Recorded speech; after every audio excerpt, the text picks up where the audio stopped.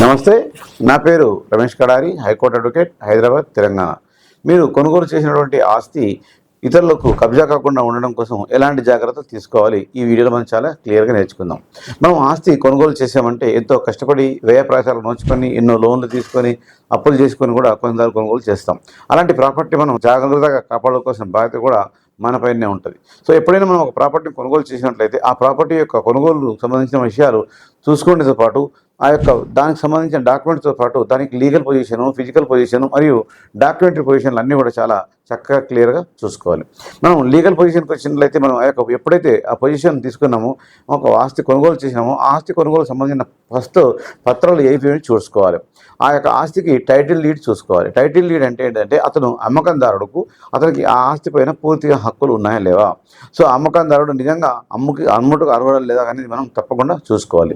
ఎప్పుడైతే మనం sale lead చేసినట్లయితే అమ్మకందారుడికి అర్హత లేనట్లయితే ఆ యొక్క ఆస్తి కొనుగోలు చేసినప్పటికీ అది మనం వృధా అవుతుంది. కాబట్టి దానికి తప్పకుండా చూసుకోవాలి. అంతేకాకుండా రెండోది లింక్ డాక్యుమెంట్స్ చూసుకోవాలి. లింక్ డాక్యుమెంట్స్ అంటే 1955 సంవత్సరం నుంచి లేదా తక్కువైనా 30 సంవత్సరాల నుంచి లింక్ డాక్యుమెంట్స్ ఎవరికి అమ్మారు, ఎవరు కొనుగోలు చేశారు, వాటికి సంబంధించిన డాక్యుమెంట్స్ అన్ని చాలా క్లియర్గా ఉన్నాయా లేదా చూసుకోవాలి. లేదా మధ్యలో ఏమైనా డాక్యుమెంట్లు మారతాయి అంటే ఎగ్జాంపుల్ 702 అన్నప్పుడు 702/A 702/702/ఈ అని ఇట్లా ఉంటాయి అన్నమాట.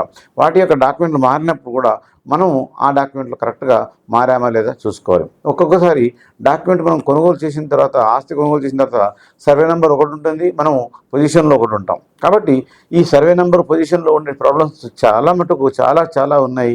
సో ఆస్తులు చాలామంది కొనుగోలు చేసేసి మనం ఆస్తి పొజిషన్లో ఉంటున్నాము, కానీ 702 మనకు సర్వే నెంబర్ వస్తే మనం 605 సర్వే నెంబర్లో మనం ఉన్నాము. అప్పుడు అతను వచ్చి 605 అతను వచ్చి నా సర్వే నెంబరు నాది, నేను పొజిషన్ తీసుకుంటాను అతను కేసు వేయడం వల్ల మనం చాలా వ్యయ ప్రయాసాలు మోసుకుంటాం. అట్లాంటప్పుడు మనం కంపల్సరీ ఈ యొక్క డాక్యుమెంట్ మనం పరిశీలించేటప్పుడు పొజిషను మరియు ఆ యొక్క డాక్యుమెంట్ సరిగ్గా కరెక్ట్గా ఉన్నామా లేదా అనేది తప్పకుండా చూసుకోవాలి. అలాగే లీగల్ పొజిషన్లో మనం చూసుకున్నట్టయితే మ్యూటేషన్. ఎప్పుడైనా మనం డాక్యుమెంట్ కొనుగోలు చేసి రిజిస్ట్రేషన్ చేసుకున్న తర్వాత అపోతం ప్రాసెస్ అయిపోయింది అనుకుంటారు చాలామంది. అది కాదు, కంపల్సరీ రెవెన్యూ రికార్డులలో మ్యూటేషన్ చేయించుకోవాలి. మ్యూటేషన్ అంటే ఏంటిది అంటే మన పేరట ఆ యొక్క ఆస్తి మనకు సంబంధించిన డాక్యుమెంట్ పేరట కంపల్సరీ అవుతుందా లేదా అనేది మనం చూసుకోవడం, దాన్ని మ్యూటేషన్ అంటాం. కంపల్సరీ రెవెన్యూ రికార్డులలో మ్యూటేషన్ చేసుకున్నట్లయితే మీకు ఎప్పుడైనా కానీ మీరు సేల్ చేసేటప్పుడు మీకు ఎలాంటి ప్రాబ్లమ్స్ రావు. లేకుంటే మ్యూటేషన్ చేసుకున్నట్లయితే అతను రెండో వ్యక్తికి కూడా అమ్మే అవకాశం ఉంటుంది, అప్పుడు చాలా ప్రాబ్లం ఏర్పడతాయి. అంతేకాకుండా మనం ఏ ఆస్తి కొనుగోలు చేసినామో ఆ ఆస్తి యొక్క కొనుగోలు యొక్క బౌండరీస్ అంటే మనం ఎగ్జాంపుల్ ఫిజికల్ పొజిషన్లో మనకు వెళ్ళి ఆ ఆస్తిని బాగా పరిశీలించాలి. తూర్పుకి ఎవరున్నారు, పడమరకి ఎవరున్నారు, ఉత్తరంకి ఎవరున్నారు, దక్షిణంకి ఎవరున్నారు, రోడ్ ఏ దిక్కున్నది, రోడ్ నుంచి ఎంత దూరంలో ఉన్నాము, ఇలాంటి పొజిషన్లు అన్నీ కూడా చూసుకోవడం కూడా మన బాధ్యతనే.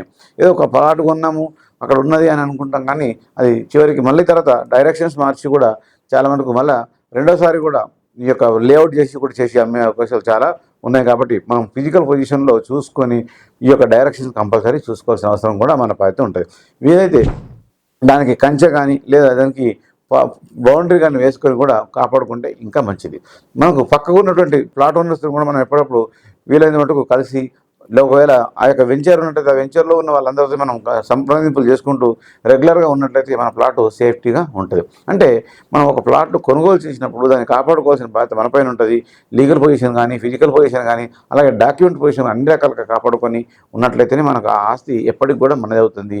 ఈసీని ప్రత్యేకంగా ఎవ్రీ 3 monthస్కి ఒకసారి కానీ, ఎవ్రీ 6 monthస్కి ఒకసారి కానీ ఈసీలో మన పేర్లు ఏమైనా చేంజ్ అయినాయా, ఈసీ అంటే ఏంటంటే ఇన్కమ్ అరెన్స్ సర్టిఫికేట్ అంటాం, దాంట్లో ఏమైనా చేంజ్ అయినాయి కూడా చూసుకోవాలి. ఇలా చూసుకుంటూ మన ఆస్తిని మనం కాపాడుకొని నెక్స్ట్ తరాలకు కానీ మీకు అవసరాలకు కానీ ఉపయోగించుకున్నట్లే అంతకంటే సంతోషం ఇంకేముండదు. Thank you.